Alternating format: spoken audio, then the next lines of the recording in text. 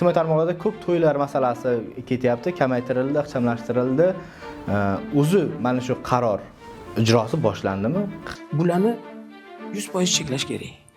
Cheklash kerak. Endi shuni minnat qilib qo'ysa ham janjal chiqib ketadi. Er-xotinning o'rtasida. Oyisini uyiga ham sig'maydi, ketaversin deydi. Yoki men bitta bunisi uni kelin taraf seni qadringga yetsin. To'y masalasida ham yordam beriladi. Hozir ham mahallani budjetida aynan mana shunaqa holatlar uchun mablag'lar ajratiladimi? Kim berdi? Prezident tashabbuslari bilan bo'ldi bu narsalar. Buni qonun doirasida isbotlab berishimiz kerak. Endi haligi yana ham yakkalandimi, bu o'g'irlik qilishga olib keladi. Hamma bo'lganini eshitib turishga majburmiz.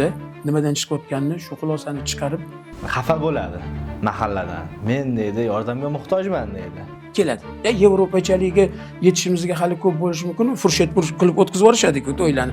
Shu joylarida chidamagan oilalarda ko'pida nizo chiqadi. Birinchi o'rinda shu yigitlarimiz sal dadilroq bo'lsa, bo'shashmasa, qanchalik o'zimizda real hayotimizga o'xshaydi, qanchalik o'xshamaydi. Foiz ayting qani.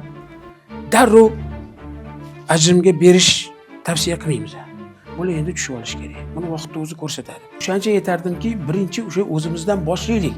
O'zim eshigimni tegini supurib qo'ydimmi?